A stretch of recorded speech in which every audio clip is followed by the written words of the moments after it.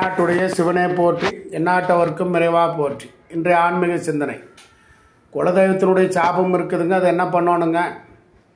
எங்கே போனாலுமே ஜாதகம் கொடுத்து கேட்டேன்னா உங்கள் ஜாதகத்தில் குலதெய்வத்தினுடைய சாபம் இருக்குது, இந்த சாபத்தை சரி கட்டுங்க, அப்போ தான் நல்லா இருப்பீங்க, வீட்டில் சண்டை பிரச்சனை இல்லாமல் பணங்காட்சிகள் நடமாட்டங்கள் கொண்டு நன்றாக வாழும் ஒரு நிலைகள் கொடுக்குமானா கொடுக்குங்க. வெள்ளிக்கிழமையில் மாலை 6 மணிக்கு ஒரு பக்கெட்டு தண்ணீர் எடுத்துக்கோணுங்க. ஒரு பக்கெட்டு தண்ணீர் எடுத்து 3 ராஜக்கனி பிழிஞ்சு விடணுங்க. 3 ராஜக்கனி எடுத்து புள்ளி இல்லாமல் ராஜக்கனியாக இருக்கணுங்க.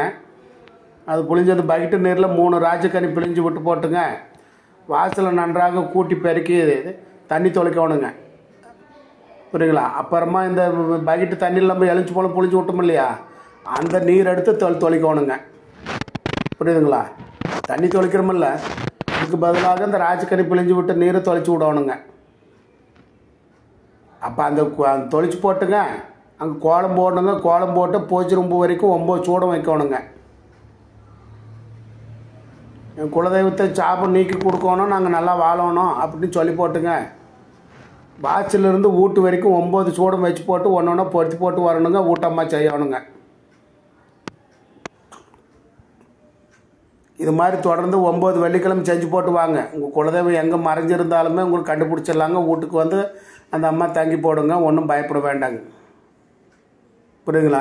குலதெய்வத்தை கண்டு கொள்றதும் குலதெய்வத்தினுடைய சாபத்தை நீக்கிறதுமே இந்த பரிகாரங்களை நம்ம செஞ்சுக்கலாங்களாம்மா.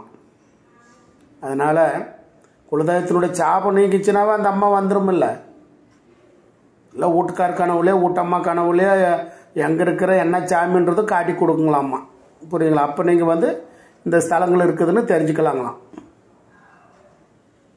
அனைவருக்கும் அனைத்தும் கிடைக்கட்டும். நன்றி, வணக்கம்.